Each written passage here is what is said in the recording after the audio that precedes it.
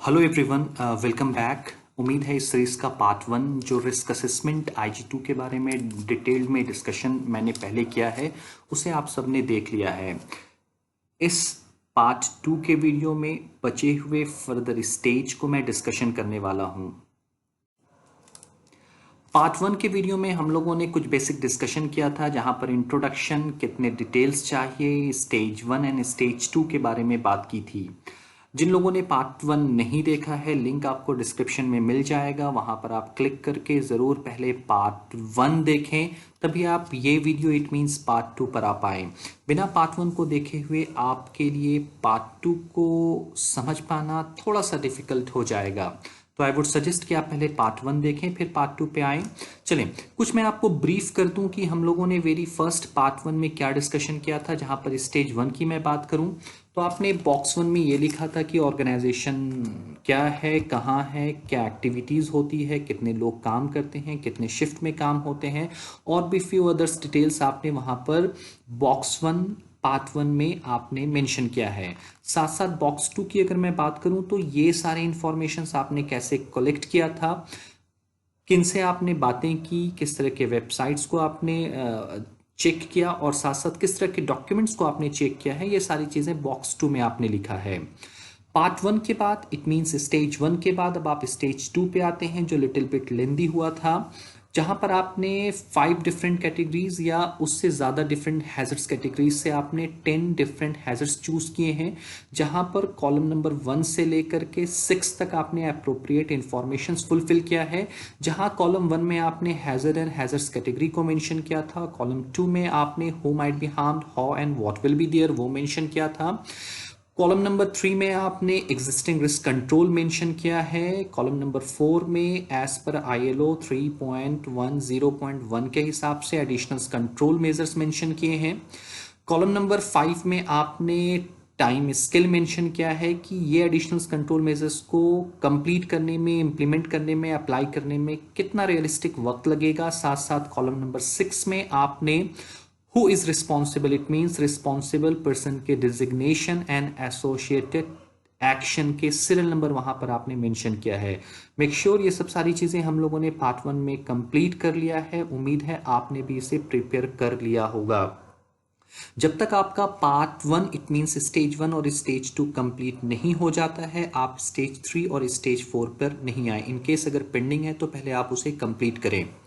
Make sure जैसे ही ये stage अब आपका कंप्लीट हो चुका है, अब आपको स्टेज 3 एंड स्टेज 4 पर आना है, तो यहाँ पर रिस्क असेसमेंट के कॉलम नंबर 4 से आपको 3 डिफरेंट हाई प्रायोरिटीज एक्शन आपको चूज करने हैं और उसके जस्टिफिकेशंस इस स्टेज 3 में आपको मेंशन करना है।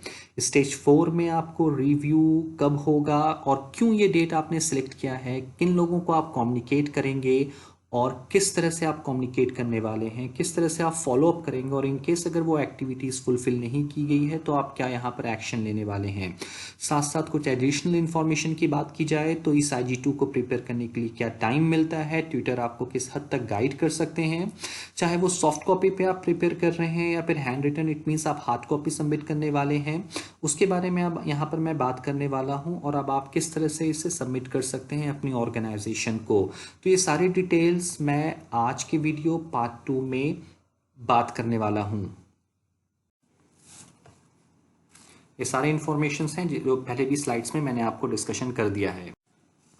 ये स्क्रीन पे जो आप असेसमेंट फॉर्म देख रहे हैं, दरअसल ये आपके IG2 के रिस्क असेसमेंट का पार्ट 3 है। पार्ट 3 के बारे में ही यहाँ पर मैं आपको एक डिटेल्ड में बात करने वाला हूँ। फर्दर स्लाइड्स में मैं ईच पॉइंट को लेकर के क्या क्या चीज़ें मैंने यहाँ पर कही है वहाँ पर क्लियरली मेंशन है। यहाँ पर कि वो सारे इंफॉर्मेशन आप सुने और ठीक उसी तरीके से आपको IG2 के पार्ट 3 को कंप्लीट करना है। तो वेरी फर्स्ट आपको करना क्या है, आपको पार्ट 2 में जाना है, रिस्क असेसमेंट के पार्ट 2 में जाना है। वहां पर कॉलम नंबर 4 से आपको 3 हाईएस्ट एक्शन को, हाईएस्ट या फिर मोस्ट अर्जेंट एक्शन को आपने चूज करना है, कॉपी करके यहाँ ला करके पेस्ट कर देना है। साथ साथ आपने हैजर्ड्स कैटेगरी को भी यहाँ ला करके लिखना है, ताकि ये एग्जामिनर के लिए इजी हो सके कि रिस्क असेसमेंट फॉर्म में वो इसे फाइंड कर सके। राइट, तो जब आपने 3 most urgent action high priority actions को आपने चूज करके यहाँ कॉपी करके पेस्ट कर लिया है, हैजर्ड्स कैटेगरी लिख दिया है, तो फर्दर अब आपको मैं इन सब के बारे में डिटेल में डिस्कशन करने वाला हूँ। अब आपको moral, financial and legal arguments लिखना है जो क्लियरली एक्सप्लेन करता हो कि ये रिक्वायर्ड एक्शन लेना क्यों ज़रूरी है। इट मीन्स ये जो justification moral, financial and legal आप लिखने वाले हैं, ये ये बताता हो कि आखिर ये एक्शन को आपको फुलफिल करना क्यों ज़रूरी है। राइट, मीन्स ये एक्शन को लेना आपके लिए क्यों ज़रूरी है, ये बता रहा है। मेक श्योर जब आप यहाँ पर आपको एक बात का ख्याल रखना है कि जब आप यहाँ पर लीगल आर्ग्यूमेंट्स लिखने वाले हैं तो सिर्फ और सिर्फ आईएलओ के कन्वेंशन, रिकमेंडेशन और कोड ऑफ प्रैक्टिस जो हैजर्ड्स या हैजर्ड्स कैटेगरी के रिलेवेंट हो वो यहाँ पर क्लियरली विथ स्पेसिफिक रिक्वायरमेंट के साथ मेंशन कर रहे हैं। आप चाहे तो अपने नेशनल लॉ को भी यहाँ पर मेंशन कर सकते हैं, बट उसके लिए कोई भी मार्क्स आपको रिवॉर्ड नहीं किया जाता है। सो बेटर है कि आप आईएलओ के कन्वेंशन, रिकमेंडेशन या कोड ऑफ प्रैक्टिस को विथ क्लियरली रिक्वायरमेंट मेंशन कर रहे हैं। उसके लिए मैंने रिलेवेंट लिंक्स आपको डिस्क्रिप्शन सेक्शन में मिल जाएगा, वहाँ से आप उसे पढ़ करके, देख करके यहाँ पर लिख सकते हैं। जैसा आप फॉर्मेट में देख सकते हैं कि आप सिर्फ मोरल जस्टिफिकेशन को कलेक्टिवली लिख सकते हैं। इट मींस मोरल को ही आप कलेक्टिवली लिख सकते हैं और फर्दर जस्टिफिकेशंस को आपको सेपरेटली लिखना है। ये देखिए, आपने इन तीनों के लिए क्यों ये ज़रूरी है, मोरल को आपने कलेक्टिवली लिख लिया है, बट इन तीनों के लिए अलग अलग 3 फाइनेंशियल और 3 डिफरेंट लीगल जस्टिफिकेशंस आपको लिखना पड़ेगा। इसके बाद अब आपकी बात आती है मोरल, फाइनेंशियल और लीगल जस्टिफिकेशंस के बाद अब आपको यहाँ पर based on existing control measures आपको एसोसिएटेड रिस्क को एक्सप्लेन करना है। इट मीन्स जो आपने IG2 के पार्ट 2 को लिखा है वहाँ पर आपने एग्जिस्टिंग कंट्रोल के हिसाब से क्या रिस्क अभी एसोसिएटेड है, यहाँ पर आपको उन्हें मेंशन क्लियरली करना है। यहाँ इन तीनों हैजर्ड्स के लिए एसोसिएटेड लाइक्लीहुड एंड सेवरिटी को सेपरेटली एक्सप्लेन करना है। इस जस्टिफिकेशन में मैं एक के लिए बता दे रहा हूँ, वो सेम फॉर्मेट आपको इन दोनों में भी फुलफिल करना है। इस जस्टिफिकेशन में आपको क्या नुकसान हो सकता है, कैसे नुकसान हो सकता है, कितने लोगों को नुकसान हो सकता है, ये सारे पॉइंट को मेंशन करना ज़रूरी है। इट मीन्स किसे नुकसान, कैसे नुकसान, क्या नुकसान, कितने लोगों को नुकसान, ये सब सारी चीज़ें अब आपको यहाँ पर क्लियरली मेंशन करना है। राइट, तो इन तीनों के लिए आप ये 3 हाईएस्ट प्रायोरिटी एक्शंस के लिए 3 डिफरेंट लाइक्लीहुड एंड सेवरिटी होगा आपको और यहाँ पर क्लियरली मेंशन करना है। लाइक्लीहुड एंड सेवरिटी जस्टिफिकेशन के बाद आपको इस पार्ट 3 का फाइनल जस्टिफिकेशन लिखना है जिसमें आपने ये बताना है कि ये action it means additional control measure, ये action it means additional control measure कितना इफेक्टिव होगा इस रिस्क को कंट्रोल करने के लिए।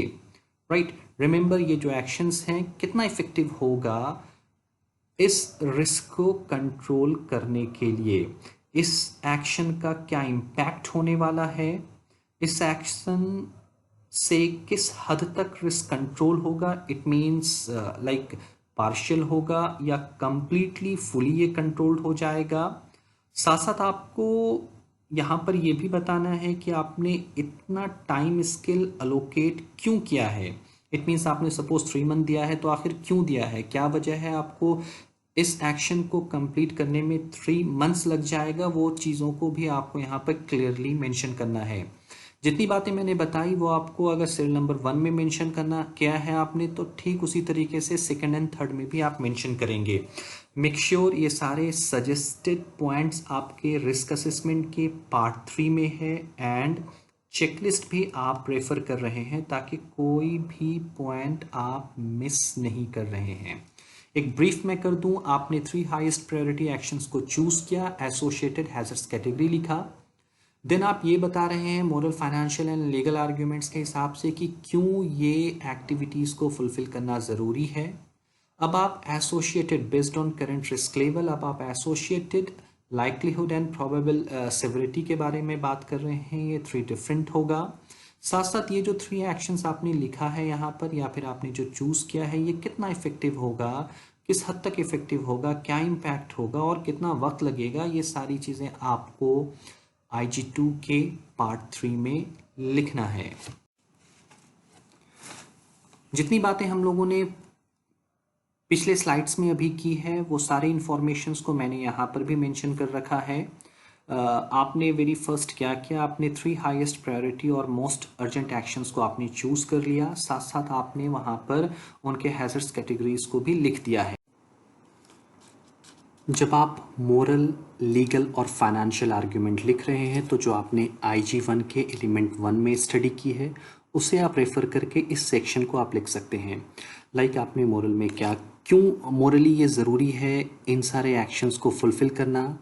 इन केस फाइनेंशियल की अगर बात कर रहे हैं तो क्या कॉस्ट एसोसिएटेड हो सकता है, चाहे वो डायरेक्ट है या इनडायरेक्ट है, उन सब चीज़ों को आपको यहाँ पे डिटेल में बताना पड़ेगा। उस रीज़न से क्यों ज़रूरी है इस एक्शन को कंट्रोल करना, साथ साथ लीगली क्यों ज़रूरी है इस एक्शन को कंट्रोल करना। जब आप लीगल रेफरेंस लिख रहे हैं तो यहाँ पर अब आप सिर्फ और सिर्फ ILO के कन्वेंशन और रिकमेंडेशंस को ही फुलफ़िल करेंगे। इट मीन्स उसके ही रेफरेंस में यहाँ पर आप लिखने वाले हैं। आप अगर अपने कंट्री स्पेसिफिक कुछ लिखते हैं तो उसके लिए कोई भी मार्क्स आपको अवॉर्ड नहीं किया जाता है। उसे लिखने के बाद अब आपको लाइक्लीहुड एंड सेवरिटी पे आना है। जो ये चीज़ें करंट रिस्क कंट्रोल मेजर्स पे डिपेंड करता है। यहाँ पर आपको ये बताना है क्या हार्म हो सकता है, किसे हार्म हो सकता है, कितने लोगों को हार्म हो सकता है, ये सारे डिटेल्स आपको इस पार्ट में। Likelihood and severity justification based on existing control measures लिखने के बाद अब आपको स्टेज 3 के लास्ट जस्टिफिकेशन, जहाँ पर आपको ये बताना है कि ये जो 3 एक्शन है ये कितना इफेक्टिव होगा इस रिस्क को कंट्रोल करने के लिए। साथ साथ आपको इस जस्टिफिकेशन में ये बताना है कि इसका इम्पैक्ट क्या होने वाला है, इंटेंडेड इम्पैक्ट क्या हो सकता है। आपने जो टाइम स्केल सेलेक्ट किया है, जो लिखा है, उसके बारे में जस्टिफिकेशन लिखना है कि क्यों आपने इतना वक्त दिया है, चाहे वो सर्टेन मंथ दिया है, कुछ वीक्स दिया है, तो ये क्यों आपने ये दिया है उसके बारे में जस्टिफिकेशन देना है। साथ साथ ये भी आपको बताना है क्या ये रिस्क को फुली कंट्रोल करता है या फिर पार्शियली कंट्रोल करता है। तो ये सारे सर्टेन डिटेल्स आपको स्टेज 3 के last, how effective each action is likely to be in controlling the risk में लिखना है। IG2 के पार्ट 3 को कंप्लीट करने के बाद अब आपके ये IG2 का पार्ट 4, इट मीन्स ये जो लास्ट पार्ट है यहाँ पर आपने वर्क स्टार्ट करना है। यहाँ पर आपको ये 3 डिफरेंट बॉक्स मिल रहा है। वेरी फर्स्ट बॉक्स में आपने रिव्यू के बारे में लिखना है, सेकंड बॉक्स में आपको कम्युनिकेशन के बारे में लिखना है एंड थर्ड बॉक्स में अब आपको फॉलोअप के बारे में लिखना है। डिटेल में मैं बात करूं तो वेरी फर्स्ट बॉक्स में आपको रिस्क असेसमेंट के रिव्यू डेट के बारे में लिखना है। इट मीन्स एक रिव्यू डेट लिखना है और ये बताना है कि आपने ये रिव्यू डेट आखिर चूज़ क्यों किया है। एग्जाम्पल अगर मैं दूँ, सपोज आपने रिस्क असेसमेंट 1 जनवरी 2020 को अगर आपने कंप्लीट किया है और 31 दिसंबर 2020 को अगर आप रिस्क असेसमेंट का रिव्यू डेट रख रहे हैं तो हो सकता है ये 1 ईयर के गैप में जो आप रिव्यू करने वाले हैं ये बेस्ड ऑन कंपनी पॉलिसी की वजह से हो सकता है। इट मीन्स एक रिव्यू डेट और क्यों आपने ये रिव्यू डेट चूज़ किया है उसके बारे में आपको वेरी फर्स्ट बॉक्स में लिखना है। सेकेंड बॉक्स की अगर मैं बात करूं तो यहाँ पर आपको कम्युनिकेशन को लिखना है। इट मीन्स ये रिस्क असेसमेंट्स की जो फाइंडिंग है आप किसे, it means who and how, ये चीज़ें आपको ख्याल में रखते हुए यहाँ पर लिखना है। आप रिस्क असेसमेंट की फाइंडिंग हो सकता है वर्कर्स को बताने वाले हैं, उन्हें ट्रेनिंग के ज़रिए बताया जा सकता है, मैनेजर्स को बताने वाले हैं, उन्हें ईमेल के ज़रिए बताया जा सकता है। ऐसे एक रेंज ऑफ पीपल के बारे में आपको यहाँ पर इंक्लूड करना पड़ेगा और डिफरेंट वेज ऑफ कम्युनिकेशन को भी आपको यहाँ पर लाइक बॉक्स 2 में ऐड करना पड़ेगा। लास्ट बॉक्स जो है अब आपका वो आता है आपके फॉलोअप के बारे में बात करता है यहाँ पर, जो ये आपको बताना है कि लाइक जितनी भी एक्टिविटीज़ यहाँ पर हुई है इसकी फॉलोअप आप कैसे करेंगे और क्यों कर रहे हैं? दरअसल आप ये इंश्योर करने के लिए फॉलो अप कर रहे हैं कि प्रोग्रेस कैसा चल रहा है। फॉलो अप चाहे आप लाइक रिस्पॉन्सिबल पर्सन के साथ फॉलो अप ईमेल के जरिए, फ़ोन के जरिए, इवन वर्क प्लेस पर आप विजिट करके भी फॉलो अप कर सकते हैं। और आप ये इंश्योर करेंगे कि कोई भी एक्टिविटी ओवर ड्यू तो नहीं रहा है या फिर इनकम्प्लीट तो नहीं है। इन केस अगर वहाँ पे कोई एक्शन भी लेना पड़े तो हो सकता है कुछ एडिशनल रिसोर्सेस प्रोवाइड करके आप इन सब एक्टिविटीज़ को टाइमली कंप्लीट कराएंगे। तो यहाँ पर अब आपको फॉलो अप के बारे में दरअसल लिखना है कि कैसे करेंगे, और अगर इन केस अगर कुछ ओवरड्यू है तो क्या आप एक्शन वहाँ पर लेंगे।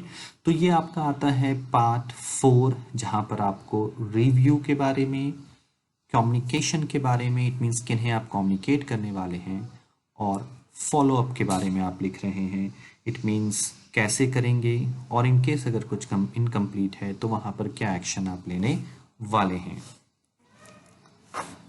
जो चीज़ें हम लोगों ने अभी पिछली स्लाइड्स में देखा है वो सारी चीज़ें यहाँ पर ही डिटेल्स में ली गई है। वेरी फर्स्ट आप अगर पार्ट 4 में अगर बॉक्स 1 में आप अगर देख रहे हैं तो ये देख रहे हैं कि रिव्यू डेट आपने सिलेक्ट किया और आपने ये क्यों डेट सिलेक्ट किया है उसके बारे में आप लिख रहे हैं। सेकंड में आपने कम्युनिकेशन के बारे में लिख रहे हैं कि किन लोगों को आप कम्युनिकेट करने वाले हैं, किन्हें ये जानना है। रेंज ऑफ पीपल के बारे में लिखेंगे, वर्कर्स, हेल्पर, मैनेजर्स, या फिर डिफरेंट हो सकता है। और वेज ऑफ कम्युनिकेशन, चाहे वो ईमेल, नोटिस बोर्ड, या फिर ट्रेनिंग, या फिर डिफरेंट वेज हो सकता है, उसके बारे में आप बॉक्स 2 में लिखेंगे। 3 की बात अगर मैं करूँ, यहाँ पर फॉलो अप आपके बारे में लिखना है।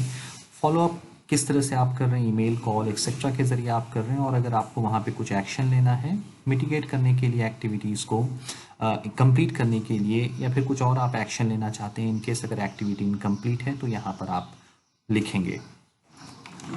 ये ठीक एक चेकलिस्ट है आपका, लाइक जिससे पहले भी हम लोगों ने पार्ट 1 के इस वीडियो में देखा था। पार्ट 1 का चेकलिस्ट देख चुका हूँ, पार्ट 2 का चेकलिस्ट देख चुका हूँ, ये पार्ट 3 का है। मैं एक ब्रीफ आपको करा दूँ, जहाँ पर आपने 3 हाईएस्ट प्रायोरिटी को चूज़ किया था। उनमें से आपने कुछ justification, moral, legal and financial justifications लिखे थे। साथ साथ आपने लाइक्लीहुड एंड सेवरिटी के जस्टिफिकेशंस यहाँ पर लिखे थे, और कितना इफेक्टिव होगा ये एडिशनल कंट्रोल मेजर्स, आपने उसके जस्टिफिकेशंस के बारे में लिखा था। अभी जस्ट आपने ये देखा यहाँ पे रिव्यू डेट, जो आपका पार्ट 4 है, यहाँ पर आपने एक रिव्यू डेट सेलेक्ट किया और उसका रीज़न लिखा।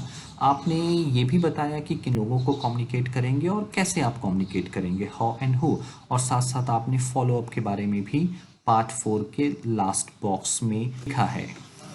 कुछ जनरल गाइडलाइंस की अगर मैं बात करूं यहाँ पर, तो आपको जनरल गाइडलाइंस में लर्निंग पार्टनर आपको ये कंफर्म करेगा कि आप अपने असेसमेंट को कब सबमिट करेंगे।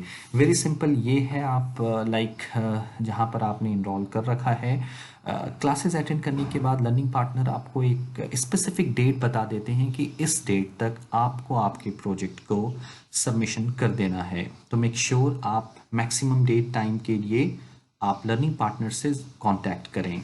साथ साथ यहाँ पर निबोश ये भी रिकमेंड करता है कि आप अपनी एक्टिविटी के दौरान, प्रिपरेशन के दौरान, आप अपने ट्यूटर से गाइडेंस ले सकते हैं, ये जानने के लिए कि क्या आप सही डायरेक्शन में जा रहे हैं या नहीं।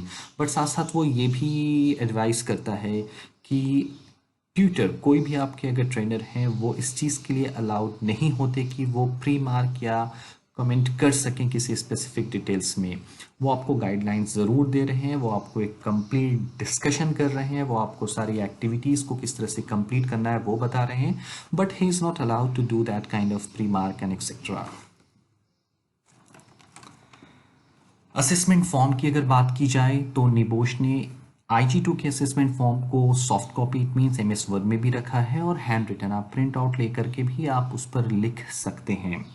तो दोनों तरीके से आप, चाहे वो हैंड रिटन लिखना चाहें या फिर आप सॉफ्ट कॉपी में भी अगर लिखना चाहते हैं लाइक सिस्टम पे, MS वर्ड पे, तो वो भी आप कर सकते हैं। एट द एंड की अगर मैं बात करूं, यहाँ पर जब आपकी सबमिशन की बात आती है तो निबोश, इवन मैं, सब कोई आपको ये सजेस्ट करते हैं कि सबमिशन से पहले जो आपको चेकलिस्ट है, मैंने भी यहाँ पे दिखाया, डिस्क्रिप्शन में आपको लिंक भी मिल जाएगा, जो अवेलेबल चेकलिस्ट है आप उससे बहुत अच्छी तरीके से क्रॉस चेक कर रहे हैं, सिर्फ और सिर्फ ये इंश्योर करने के लिए कि चेकलिस्ट में लिखे हुए कोई भी point, even a single word, चाहे वो रिलेवेंट हो या ना हो, वो मिसिंग आपके रिस्क असेसमेंट से नहीं है। रिमेंबर, चेकलिस्ट में लिखे गए सारे वर्ड, चाहे वो रिलेवेंट हो या ना हो, वो आपके प्रोजेक्ट में अवेलेबल होना चाहिए। इन केस कोई भी वर्ड को अगर आप मिस कर देते हैं, इग्नोर कर देते हैं और वो चेकलिस्ट में था बट आपके प्रोजेक्ट में उससे रिलेटेड कंटेंट नहीं था, तो आप रेफर कर दिए जाते हैं। आप अपने प्रोजेक्ट को आपने अगर हैंड रिटन लिखा है तो आप स्कैन करके भी ईमेल कर सकते हैं लर्निंग पार्टनर को। आप डायरेक्टली अगर सॉफ्ट कॉपी है तो वो भी ईमेल कर सकते हैं। इन केस अगर ये भी फैसिलिटीज़ नहीं है तो अगर आपके लर्निंग पार्टनर अलाउ करते हैं तो आप कोरियर भी अपने हार्ड कॉपी को, हैंड रिटन को उनके एड्रेस तक पहुंचा सकते हैं। इतनी सारी डिस्कशन के बाद IG2 को मैंने पार्ट 1 एंड पार्ट 2 में डिवाइड किया था। वेरी फर्स्ट आपने पार्ट 1 वीडियो देखा होगा, नेक्स्ट आपने पार्ट 2 वीडियो देखा होगा। पार्ट 1 में मैंने स्टेज 1 एंड स्टेज 2 की बात की और कुछ जनरल इंट्रोडक्शन की बात की। पार्ट 2 वीडियो में मैंने part 3, it means stage 3 of IG2 and stage 4 of IG2 की बात की और साथ साथ सबमिशन कैसे करना है, चेकलिस्ट की क्या इंपॉर्टेंस है, ट्विटर किस हद तक आपको गाइडेंस कर सकते हैं, इन सब डिटेल्स के बारे में बात किया। वीडियो को ज़्यादा लंबा नहीं किया है बट येस, आप अगर इसे अच्छी तरीके से देखते हैं, आप चेकलिस्ट को पास में रखते हैं, आपको एक एग्जाम्पल भी मिल जाएगा निबोश की वेबसाइट पे और आप इस वीडियो के गो थ्रू जाते हैं तो आप अपनी IG2 को ईजिली प्रिपेयर कर सकते हैं। इन केस अब भी अगर आपको कोई डाउट है, कुछ कन्फ्यूज़न है या कुछ क्वेरीज है तो आप ज़रूर मुझसे कांटेक्ट करें। कांटेक्ट करने के लिए आप कमेंट सेक्शन में भी लिख सकते हैं या फिर मैंने अपने लिंक डिस्क्रिप्शन सेक्शन में दे रखा है व्हाट्सएप का। सिंपली आप उस लिंक पे क्लिक करेंगे तो मैसेज आप मेरे व्हाट्सएप नंबर पे भेज सकते हैं। Thank you so much, do take care.